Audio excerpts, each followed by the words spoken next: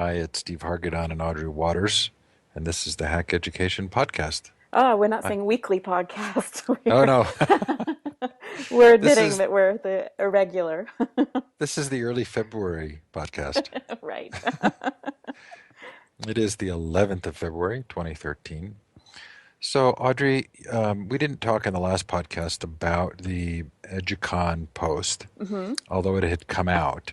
But this week we have both the politics of EdTech and the politics of EdTech continued to talk about. hmm So, I'm interested in this whole idea of ed tech as part of the system of schooling Right. and whether it can be liberatory at all if it's part of the system. I think that that's one of the great challenges, one of many challenges that we face right now with the technology tools that we're using, because we often find, despite I think the great potential to do very different things with technology, we actually find ourselves adopting technologies for teaching and learning that tend to actually sort of prop up older behaviors, older practices, and sort of the regime, if you will, the current regime of schooling.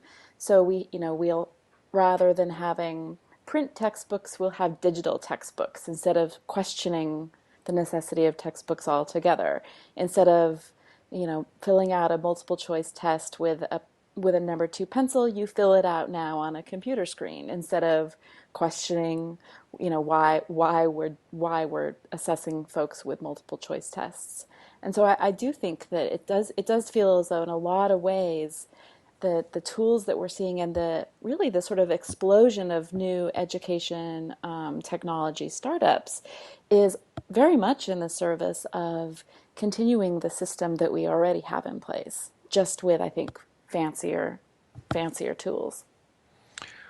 So you described the discussion at EduCon on this topic that you hmm led as pretty depressing at times. Will Richardson referred to it as extraordinarily grim. Yes. I left this post with two thoughts. hmm The first was, it feels to me like there's a progressive dilemma. hmm And here's how I would shape that dilemma.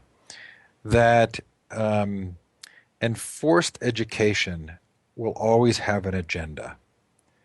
And progressive by definition means government involvement in providing some form of education.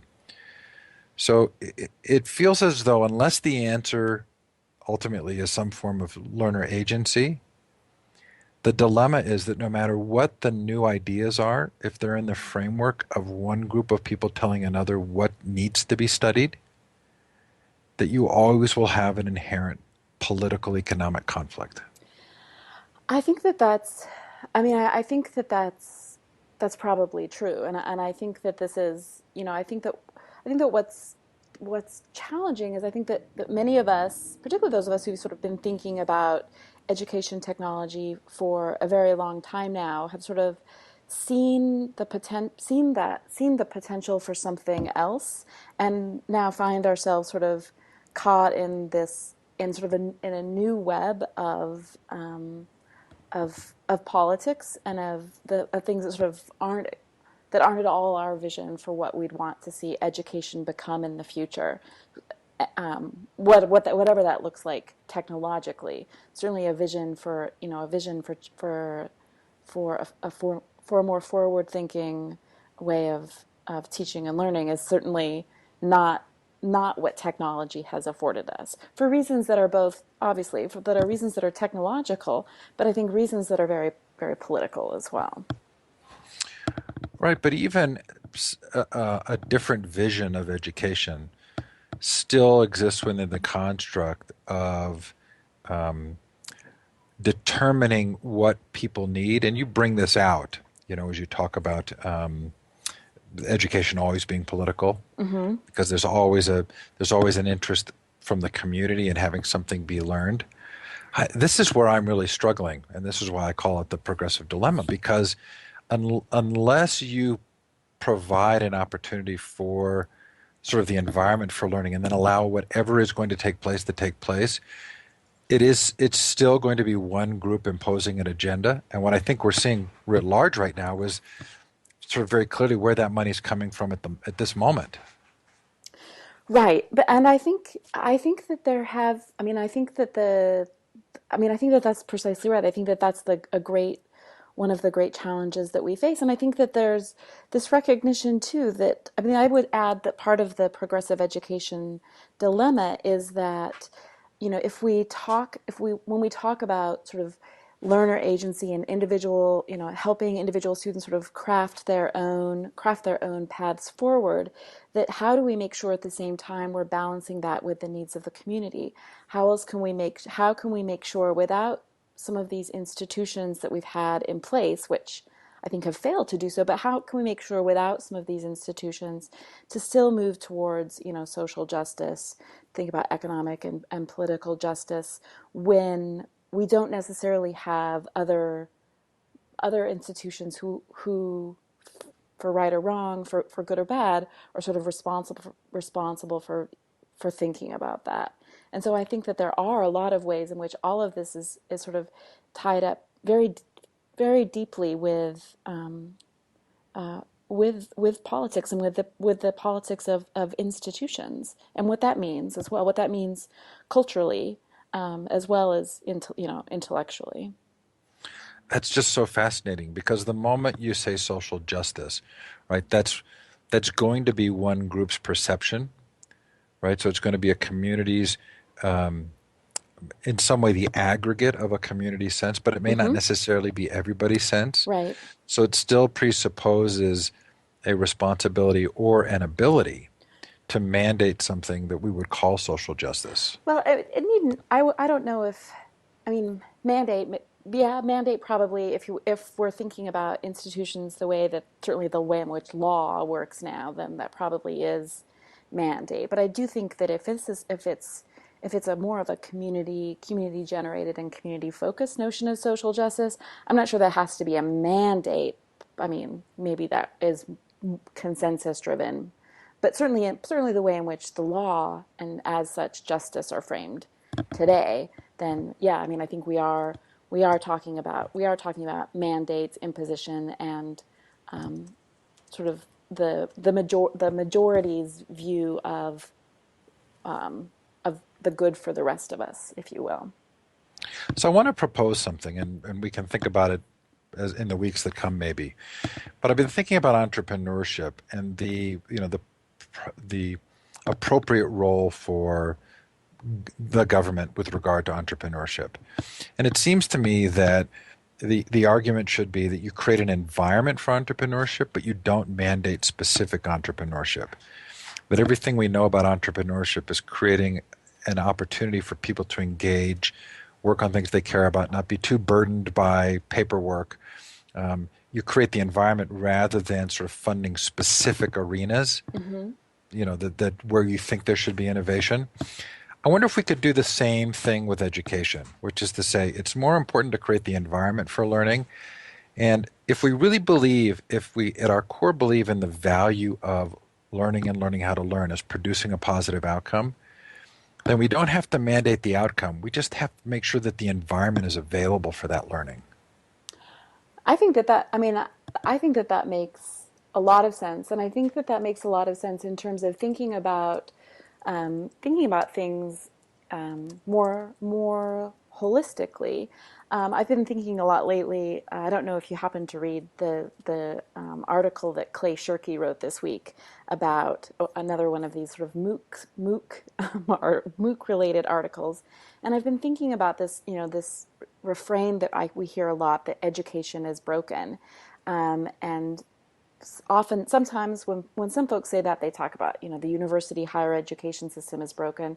Sometimes they mean the K through 12 system is broken, but we tend not to look. We're sort of just there's just a diagnosis happening around education that doesn't take into effect all of the other systems and institutions and economies and practices that are also deeply flawed broken in our society. And I think when you talk about creating an environment to maximize learning, I think that you recognize that it has to be holistic. This isn't just about moving the needles and fixing school, right? This has to be, because you can't just sort of, you can't plop learners down in this sort of other environment if the rest of their mind, their body, their health, their spiritual well-being, whatever, their hunger is not also addressed.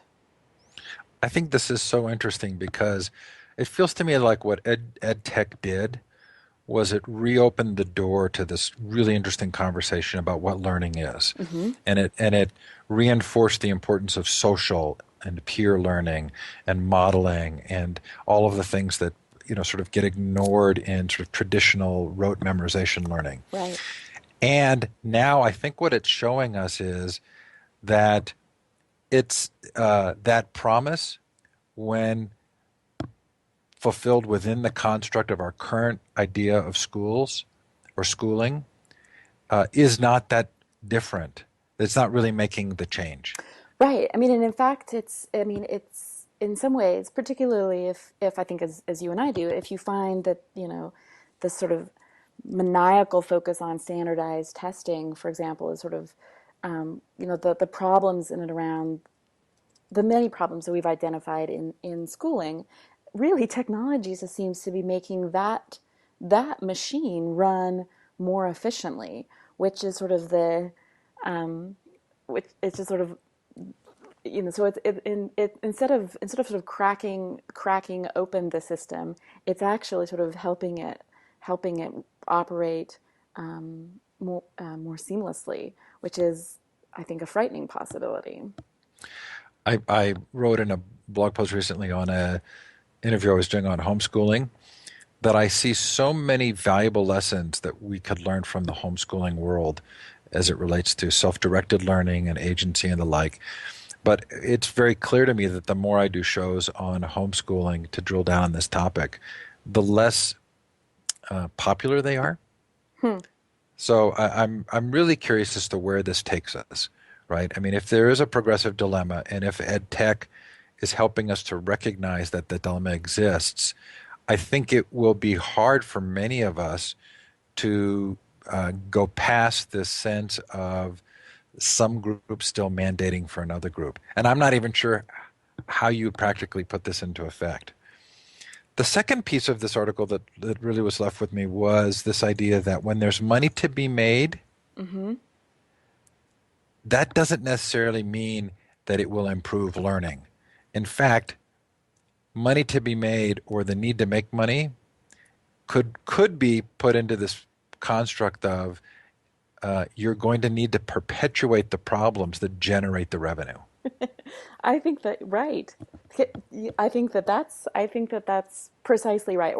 Or if not perpetuate the problem, certainly turn a blind eye to to those problems, right? So instead of looking at sort of systemic issues, um, and really thinking hard about what you can and can address, it's much easier, I think, to sort of work at the at a more superficial end of things. So I would say this is the dilemma of about test prep, I think, and why test prep sort of, despite the promise of test prep is sort of helping everyone, of course, do better on testing, but really it sort of perpetuates. I think it sort of perpetuates the worst sort of the worst sorts of divides where wealthy students tend to do better on tests and have more opportunities to have these sort of one-on-one tutoring and computer-based practice runs.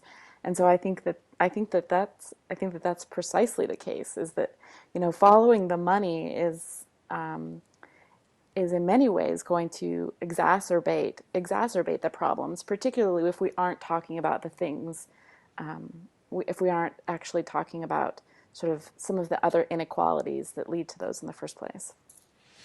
So I get the sense, or you've hinted that you got some pushback on this particular first post. Was it because of kind of the slides and pointing out the non-educational backgrounds or motivations of the people involved? What was it that was controversial about this post? Well, I think a couple of things were challenging, and I was, I mean, when I ran the conversation at Educana, it was precisely that. Um, I didn't want to spend the time lecturing. I wanted to sort of, I made a few brief remarks, and then really wanted to turn it open to those present, in order to sort of have a conversation, and let that conversation go where the participants wanted to take it. So we ended up, despite sort of, I set the table with, we could talk about the politics of ed tech in terms of, the politics of certain corporations or certain corporate interests. And we ended up talking a lot about student privacy and the use of free tools, which it wasn't, the politics of free, the politics of free software wasn't a thing on my slide, but the conversation went elsewhere. So I do wonder if part of the pushback was my inability to capture that conversation. And so I just went through and sort of, as I've done with all of the events that I've attended in the last year or so, I was, pulled the tweets and the slides and things into Storify. And so I'm not, they didn't really capture the conversation. So I don't know if it was people feeling like they weren't, I'm not sure what if it wasn't clear, or if you said as you said, the slides made it look like there was a particular agenda with my, calling certain figures, particularly figures in Silicon Valley, out for things. I'm not sure. Right. Well, there was this one slide of President Obama at a dinner that looks like maybe two women were present, lots of men. Mm-hmm. It must have been a tech dinner of some sort. This was in 2009. It was before Steve Jobs died, so he was one of them when he was one of the CEOs present. But Obama had dinner with a number of Silicon Valley CEOs, and I chose that partially to point out that even though the people around that table, none of them are directly involved with education technology, or we might not think of them as directly involved with education technology. Almost all of them have some connection to the tools we use in classrooms, or or some connection to investing in the tools that we use in classrooms. So the you know that Silicon Valley is very interested in education technology, and in education technology, but not in ways that are necessarily overt or obvious. So, was this the point at which we would recognize that part of the difficulty of not having a strong uh, teacher professional organization or a separate uh, kind of research based Department of Education that's sort of looking deeper at education, that we would recognize that not having that entity there means there's a voice missing in protecting the interests of students and teachers? That there's really nobody who can kind of stand up and say, this is wrong. Yeah, I think that or to stand up and say that, I think you're precisely right. Sort of advocate on behalf of students, advocate on behalf of communities and classrooms. It definitely feels as though many of the policies that we see put in place, and the policies that deal um, with technology in general, are certainly those that are being sort of led by corporate lobbying interests. The recent changes to COPPA are a great example. That the protections, the purported protections to keep advertisers away from those under age 13. Google and Facebook spent a lot of money lobbying so that they came out on sort of the shinier end of that. And so, really, who's speaking here um, for citizens, let alone who's speaking for students? Yeah, I'm wondering if that's just my own ignorance, that that the National Federation of Teachers or someone else sort of does this, but it feels as though our Department of Education is not actually that kind of an independent entity that would be able to say, sort of on a deeper research-based level. Here's what we think is valuable, and here's what we think is not. And really, these discussions need to happen at some level outside of the financial, Hmm. and really, and we're going to talk about this, I think, when we talk about student data, right? And who protects the students and their data? Who's that voice? Well, I mean, I don't mean to sound deeply cynical here, but I mean, I think that this isn't just something that the Department of Education suffers from, right? I mean, I think we see sort of the corporate influence. I mean, I think if we were to look across the board, no matter the department or agency, I think we would find a lot of folks who have a seat at the table, um, whether it's a seat at the table at the Forest Service or at the seat at the table you know, uh, of Department of Transportation. I mean, I do think that that that money money and lobbying are what are shaping a lot of these things that happen. And I don't think education, despite I think what a lot of people believe is that education lives outside the market and should be free of these sorts of financial interests. It just isn't. It simply isn't. So interesting. Okay, so you gave a talk on campus makerspaces. Yes. Tell us about that. This was I well I spoke this past week at the EDUCAUSE Learning Initiative annual meeting, and I must say that this was sort of my own little attempt at rebellion here. When I'm getting a little sick of talking about MOOCs, and I this was an event where they unveiled the Horizon report for higher education, and of course MOOCs suddenly appear on the Horizon report in the on the short-term horizon. And I wanted to talk about something different, but I wanted to use that something different to also help us think about MOOCs. And so, although I framed this talk as this is not a talk about online learning, I think it is. And I wanted to make a case for the maker movement and for the kinds of open-ended, experimental, hands-on, project-based, inquiry-focused learning opportunities that happen in maker spaces, and why the maker movement is, for me, I think such an exciting one of I think the most exciting things happening around education technology right now. And what is it that campuses can learn from the maker movement that they certainly aren't going to learn by following Silicon Valley's drumbeat along this MOOC trajectory. So I have no idea how you were received, Mm-hmm. but as I read the talk, you talk about small group discussion, collaboration, participation, project-based peer-to-peer learning, experimentation, inquiry, curiosity, play. You say these are the educational practices we know that work.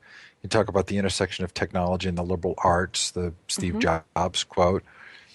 As I'm reading that, I'm thinking that would require that the institutions actually have a vision of their mission and purpose that's much deeper than what I feel like is our current conception of it, of higher ed. I I'm not sure. I mean, I think perhaps there are some people on campuses, I think, who are, for branding and marketing reasons, very interested in the MOOC hype. And you're right that alone isn't necessarily that the interest in the MOOC isn't as much about it's very much about how do you position your university as being on the cutting edge right now. I mean, and I think, but there are, I mean, I think I noted in the talk, there are more campuses who have there are more universities who have a maker space on their campus than there are universities who've signed up with Coursera. So I do think that this is something that many universities are experimenting with. They're experimenting, many of them, in the library. And I think once again we're finding that the library, because of its commitment to access, its commitment to the community at large, and not a specific department's mission and not a specific monetary mission. I think that the library tends to be a place where something like this can happen. So I do think that universities are interested in this. I'm just not sure if I mean, I think that there is a disconnect between the faculty and staff and students, and a lot of, not all, but many administrators who are interested in other things entirely. Tony Wagner's recent book on innovation points out that where this kind of work is being done at the major universities, they're, it's typically out of the mainstream, and it's in the specific case at Stanford, he tells a story of the guy who's been most influential, sort of in the product design, mechanical engineering arena, who struggles every year to stick around and even get financing and doesn't have tenure, Mm-hmm. but who sort of lives this. So I wonder. It's interesting. Obviously, it's there's no broad brush here. Yeah, I mean, I think that we are, I mean, I think that there's a lot of interesting opportunities to think about, and I think, one of the things that I wanted to tie it back to this MOOC talk as well is that, MOOCs are really about addressing what happens to that large, to the lecture hall. And I'm not sure that there are many folks who would right now say that the offline lecture experience is necessarily that tremendous either. But one of the good things that an offline lecture experience on campuses do have is that they typically have some opportunity for small group discussion in the sciences, oftentimes lab work.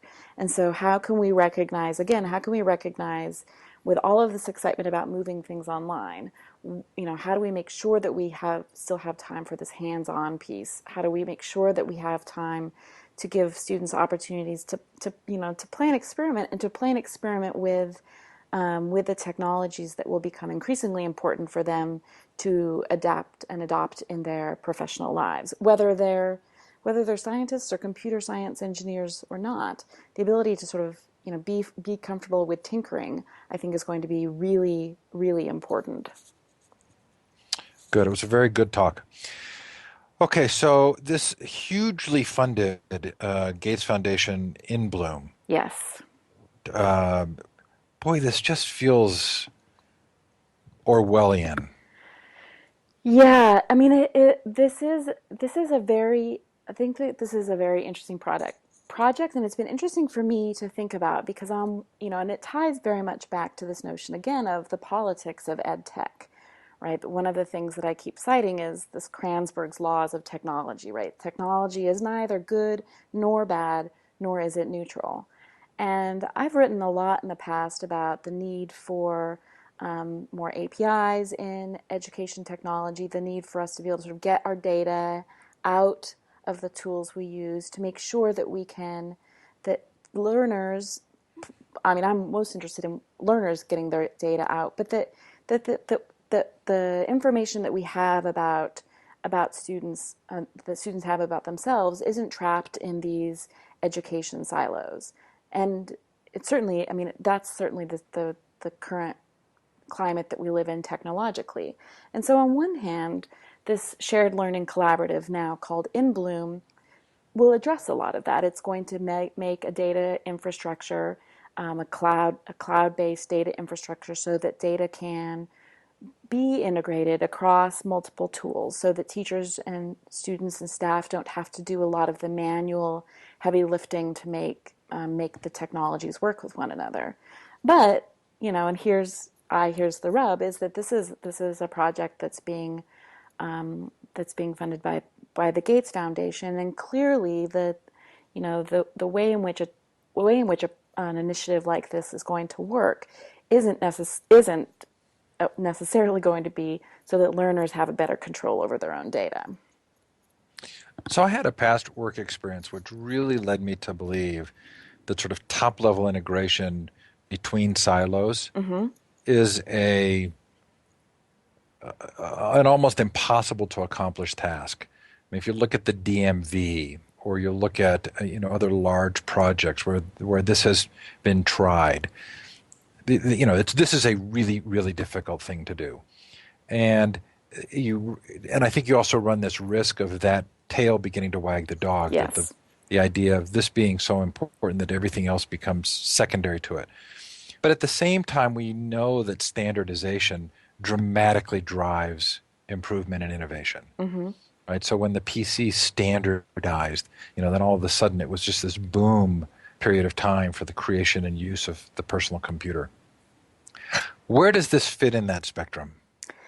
I think that this is very much this is a lot of the talk about what the promise of something like the shared learning collaborative would be. And I think that, I think that on one hand, it's quite easy to see how something like this is going to be is part of this larger push towards, quote, data-driven education, right? So that if we can just get more data about students, that we'll have a better sense of what works, what doesn't work, what students need help, where and how. And but and I think that by being able to pull from across the variety of tools that students use, and to have a better sense of how things are mapped to curricular standards, for example, that will have be able to glean better insights. I mean, I think that this is the promise of learning analytics, for example. That if we have more data, we can sort of unpack some of this black box around learning. But I think that we have to be quite vigilant about this. And I think that there are lots of issues around privacy. I mean, this has been one of the big concerns, I think, from some of the very vocal opponents to the shared learning collaborative, is that they're concerned that this is sort of a data grab by for-profit companies. I'm I think that it, I feel as though in some ways that privacy sort of that ship has sailed in a lot of ways. And I think what we need to demand now is more transparency about what's happening with the data. What data is being collected, and what are people doing with it? And so, I mean, I think that the hope is that this is going to afford, quote, more opportunities for more personalization, for, better insights, helping students. But I think it's hard to see that it won't also be used for more assessments. Even in its most positive incarnation, or as you've described it in the most positive ways, it still feels like a mirage to me, Yeah. right? In part because what we've talked about so many times is we're back to this whole issue of what is what you can measure in education what really matters. And if you focus your efforts on the promises of using these measurements to kind of open the black box, are you actually really getting at the core important things like small group discussion, collaboration, participatory, project based peer to peer learning, right? I mean, doesn't this sort of swing the pendulum toward a whole set of ways of measuring education that are not actually the ones that we would believe are most important? Well, and I think I mean, I would imagine that what we'll see are the sorts of measurements that we'll go to are the ones that look, again, as we were sort of talking at the beginning of the podcast, that look most similar to the practices that we already have in place. Of course, the data that we can glean now, learning analytics isn't just about how well you score on a test. I mean, there's so many things that we can look at: networks, relationships between people, relationships between topics. Um, that there are there are lots of things that we could include if we were looking at education data, to give us a better picture. But I imagine that what this is going to facilitate is this is going to facilitate the kinds of data that we're already collecting, which is standardized testing data.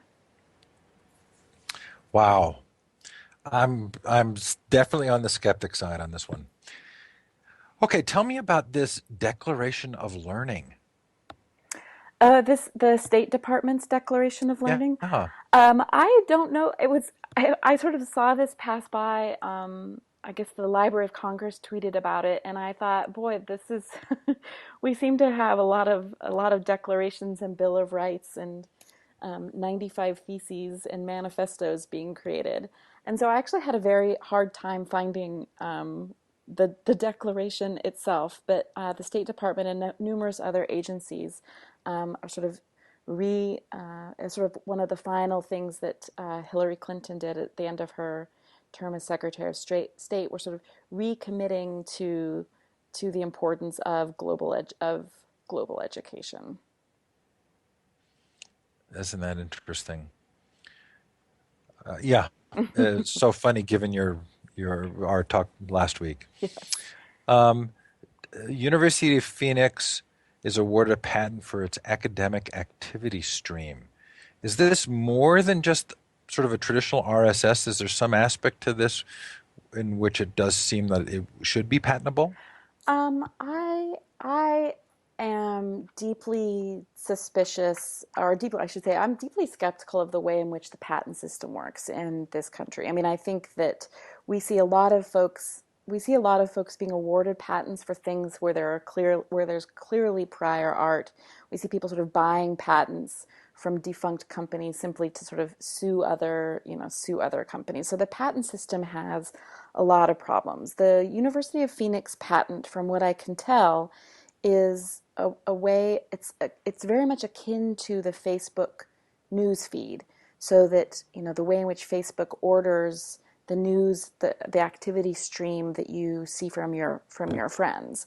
The difference in University of Phoenix's case is that this is pertains to education. So what it would surface rather than in sort of chronological order of your of a timestamp, say that an RSS would, that it would surface the things that are most appropriate and adapted to what it thinks you want and need to see based on the courses that you're in. I do think that makes a lot of sense. It does feel like a stretch that that could be patented. Well, and this is something that I mean, I think virtually everyone right now who has a learning management system have copied the activity feed from Facebook. And that's a very popular way of presenting information now. And so I'm not sure that, I mean, I find I'm sort of hesitant to see what this means, and based on a lot of the litigation that we see in the technology sector, what does the University of Phoenix plan to do with this patent? Are they using this defensively, or do they plan on trying to extract, sue and extract money from others who have a similar whose software does a similar thing? Because virtually everyone else who has an LMS has the exact same feature. So Code Academy is now Starter League. Mm-hmm. And I love this idea of teaching the teachers first, both because there's this beautiful parallel between teachers as learners and students as learners, but also with the idea that potentially it's a more effective way of ultimately impacting what gets taught. But is web development something that's really going to be that popular? I I'm not sure. I mean, I think that web development is a great place to start for understanding. I think for sort of basic tech literacy, I think that web development is a terrific place to start. And I've been a big fan of Code Academy, and I've been trying to make some introductions to the teachers I know in Chicago, because I think that this is a really interesting initiative. It was unveiled at a White House tech inclusion event that I was at a couple of weeks ago, and I was very pleased to see this. I do think that web literacy, I think that this will be an important way to teach, to teach teachers and then to help students understand how the web works, and why, for example, the web is not Facebook. Interesting. Okay, and another piece of news: the biggest EdTech deals of the year were made by John Wiley and Sons, Pearson Blackboard, and Vista Equity Partners. Is that a surprise in any way? I mean, I don't think it's a surprise. I think that when we think about who will be acquiring all of these education technology startups that are popping up, really the big players in the education sector are the publishers. And as much as, we sort of hear the doomsaying that the days of the print textbook is done. Certainly, these companies are well positioned to make numerous acquisitions to sort of move themselves into the this into a more digitally oriented future, and of course sell digital textbooks instead of print textbooks. But I'm not surprised that this is where we're seeing many of the acquisitions or the biggest acquisitions. I was blown away by the dollar amount that the Walton Family Foundation spent in education reform. Um, is that is the 158 million just what the organization, the foundation spent in total, or was it specifically to education reform? That's specifically education reform. 158 million. Yeah. And you and I saw how much of that? That would be nothing. Thank goodness. Oh my gosh. So interesting. So New Schools Venture Fund, Michelle Reese Students First, Yep. but that's only 3.1 million out of 158 million. Is there a trend in terms of what they invest in? That it didn't. I mean, some of the things were clearly sort of shaping policy, um, but some of them weren't as they weren't as they didn't have that sort of edge to them. So I mean, they were interested in charter schools, online education, many of the same things that the Gates Foundation funds. Interesting. Okay, so World Reader got a $500,000 donation from Jeff Bezos. I actually interviewed the guy who started World Reader, Mm-hmm. who came out of Amazon. Yeah. Um, you comment it's hard not to be so very deeply cynical about this ed tech stuff. What about this story made you feel cynical? Well, I think, I mean, World Reader, the World Reader does distribute its content on Kindles. So this is not a device agnostic organization. So, I mean, of course, it just seems, of course, Jeff Bezos is going to give money to the ones that are shipping. It's giving money to World Reader and not giving money to OLPC, for example. Interesting. I really enjoyed the interview. I'm blanking on the guy's name now. That's terrible. I really appreciated the degree to which they're including regional titles as much Mm-hmm. as they can, but I was kind of stunned at how low the volume of actual distribution was.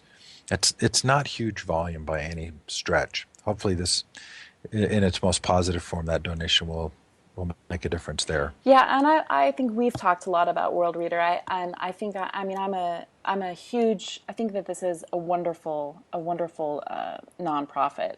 So I just had to chuckle that I just chuckled about the connection between Bezos and the Kindles. Understandably. Um, okay, let's move on. We've got one more news post since we have two this week. Um, what was the deal with the Coursera Georgia Tech course that got canceled? I wasn't enrolled in this class, but it certainly appeared from the outset that this class, the fundamentals of online education, was a disaster.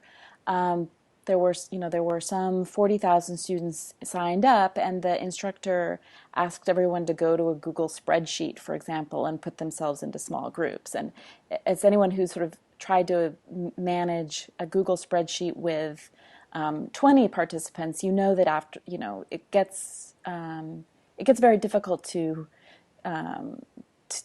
make a Google spreadsheet work at scale, and then technologically, I mean, people couldn't get in and edit the document. So there were clear signs from the outset that this class was going to face a number of problems.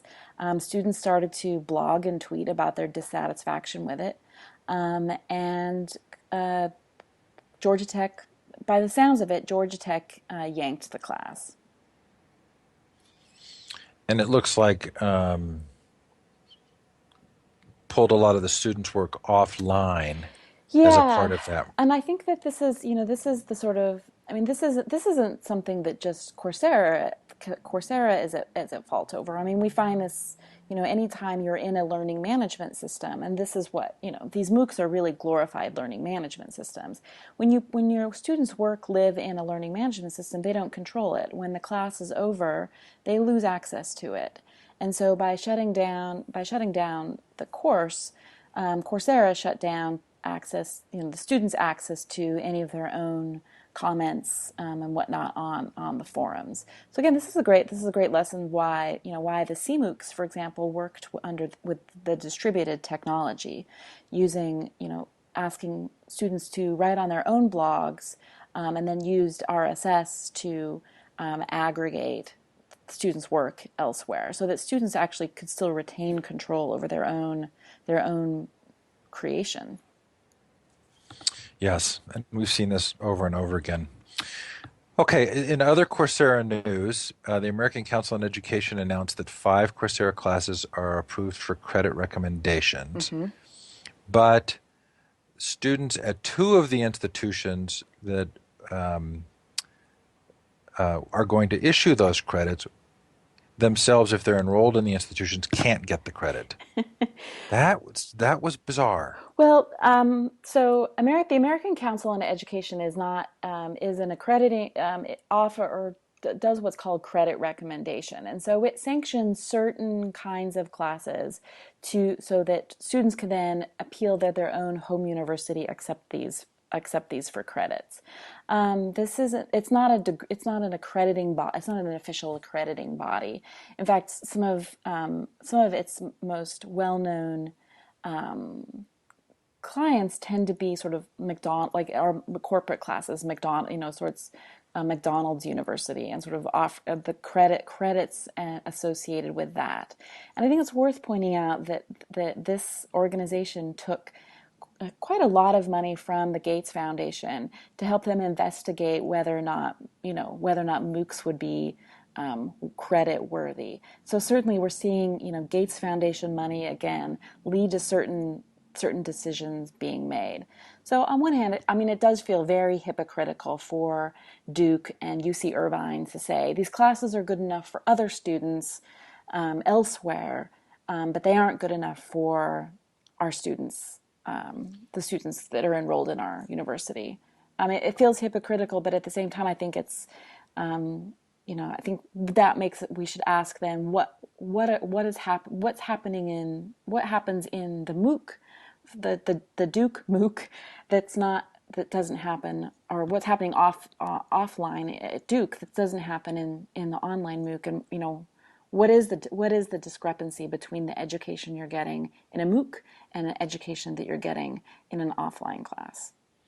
It also seems like there must be some very practical considerations, right? I'm assuming that Duke and UC Irvine are also trying to make sure that their students aren't getting away cheaper in terms of credits, right? Mm-hmm. I mean, if they were to take the Coursera course, they probably are going to get credits at a significantly discounted rate or for Sure. free It's that they would otherwise pay $190. for. Yeah, Right. it's $190 to pay for an ACE credit that then you can appeal to your university for. So yeah, that's significantly cheaper, and that's money that doesn't, that's money that ACE takes, right? Interesting. So Yale is suing former students who failed to repay their loans. Are these loans they took from Yale? They're not traditional student loans? They're managed by the federal, I think it's the Perkins loan. So a federal Perkins loan, it's different than the Stafford loan. The Stafford loan tends to be subsidized by a bank, or Sally Mae, for example. Um, the Perkins loan is money that's loaned by the federal government, but through the university itself. So the university is the guarantor rather than the bank. And so, yeah, Yale is suing students who are defaulting on their Perkins loans. Do we have any idea of how much money is involved there? The Bloomberg story wasn't clear, but it certainly listed a number of students at Yale and at other universities who were being sued by their universities to get money back. Interesting. Okay, and as students increasingly are publishing material online and are arguably participating more actively in the world at large through their work.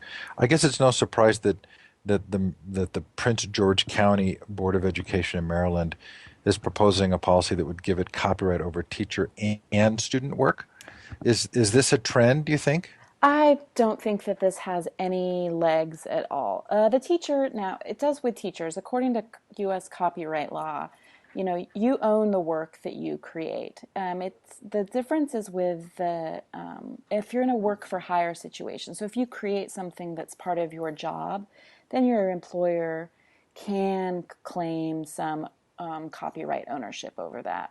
But that's a very different relationship than what the students have. The students are not employees of Prince George County. They are not. So there's the copyright law is pretty clear that the students own their own work. So I don't actually see how this county plans to move forward with this. This does not seem legally defensible in the least little bit to me. I mean, I'm not a lawyer. I am taking a copyright MOOC though. Interesting. That is a funny line. Okay, so in the story that will not die, Google's Edu Evangelist announced that some 2,000 schools are now using Chromebooks. So, any comment on that? I think it's I've certainly sort of predicted doom and gloom for the Chromebook. They do seem to be chugging along. I'm not really sure. You hear these numbers thrown out, and I'm not sure if 2,000 schools using Chromebooks is good or bad. I didn't look to see what the number of students, or excuse me, the number of schools that claim to be using iPads, for example. But certainly the fact that Google was willing to attach a number to this and note that the growth that the growth is doubled over the last couple of months, I think is indication that Google still isn't ready to walk away from Chromebooks, even if I was ready a year ago. Right.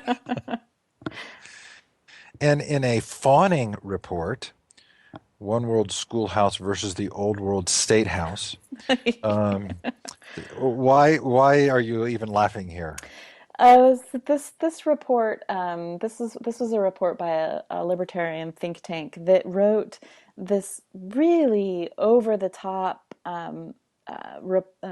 report on how Khan Academy how Khan Academy will help free the U.S. from the government's monopoly over education, and it was really sort of full of it was really full of anecdotes, and as someone the famous quote is, the plural of anecdote is not is not data. Certainly, the claims that this was making about Khan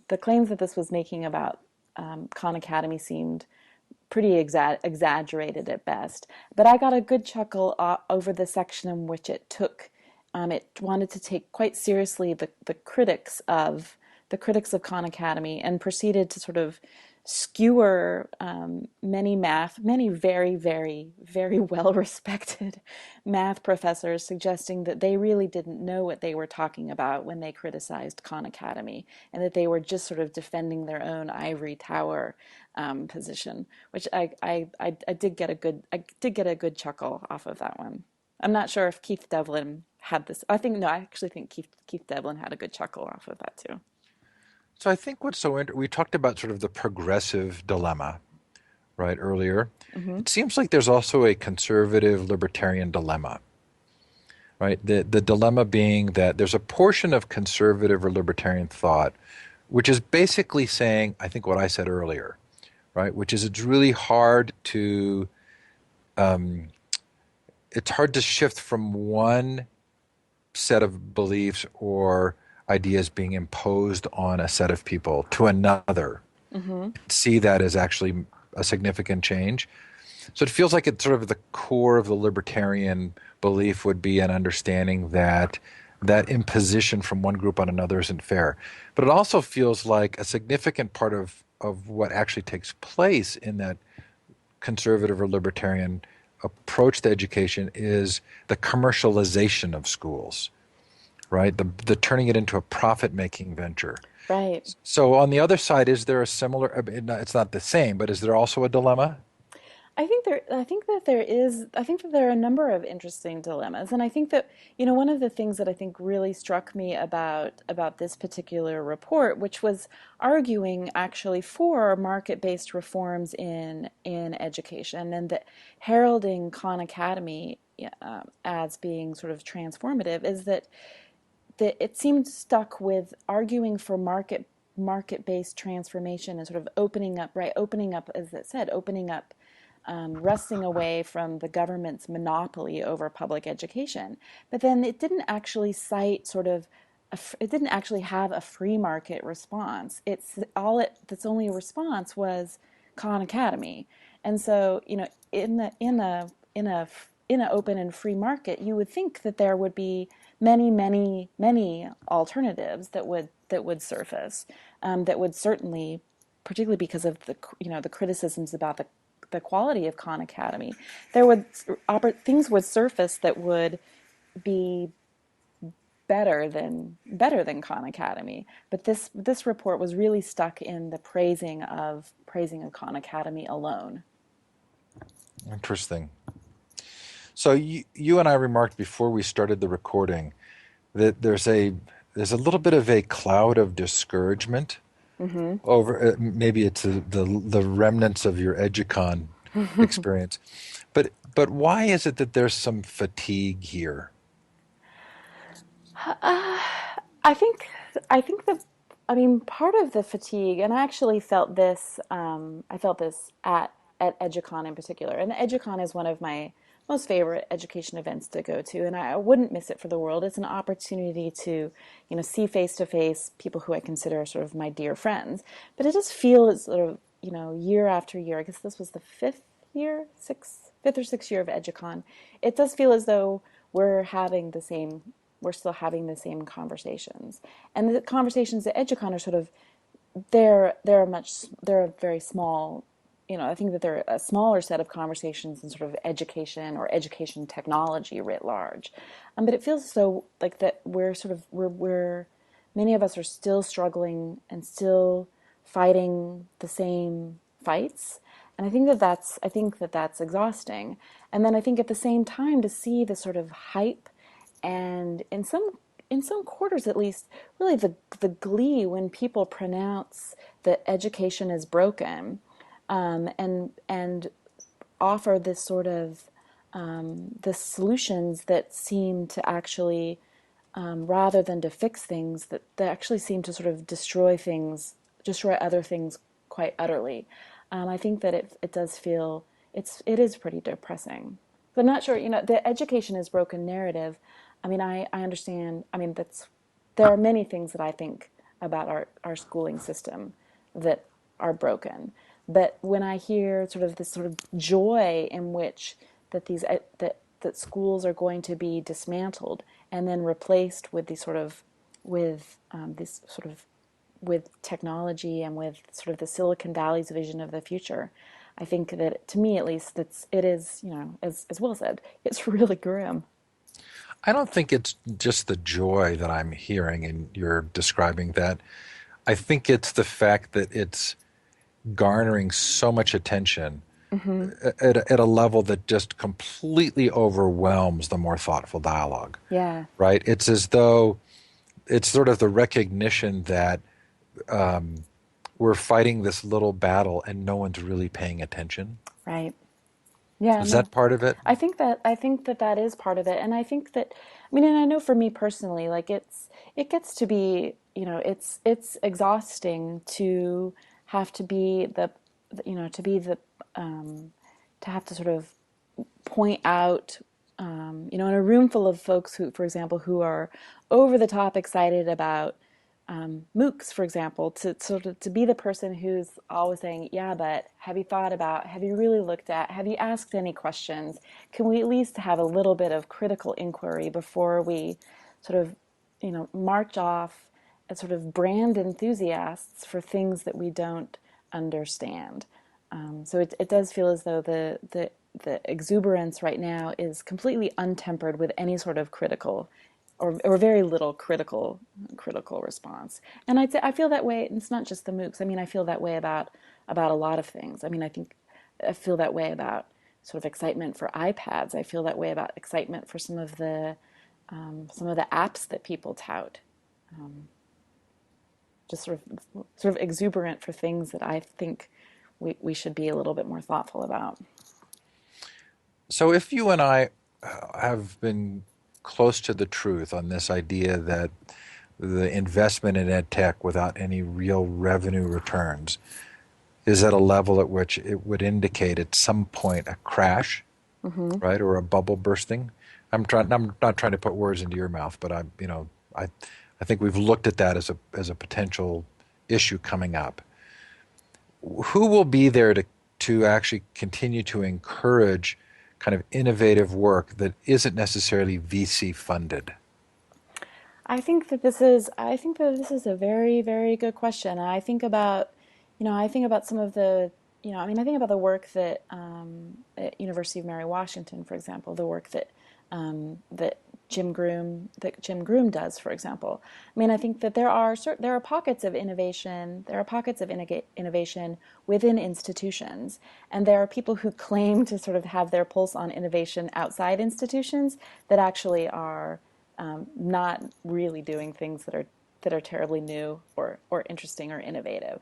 And so I think that this is a real. I mean, I think that this is a real dilemma. And I think particularly if you view education, if you view learning not just as an individual mandate and an individual path for self-fulfillment, but if you recognize that this is public and community, then I think that we are bound to maintain spaces that are for us and not just for me. And so I do hope that we can find a way to to have the community, to have the, I mean, and I think, clearly the government has been the mechanism to do that. But I do think that community has to step forward and protect and support the things that matter to it. And not just, this isn't just about sort of individual self serving and self fulfillment. It has to be about all of us. Audrey, thank you for your unique voice Thank you, Steve. and another great conversation. Yeah, thanks. I'm glad we got a chance to catch up. We'll talk soon. Bye, everybody. Bye.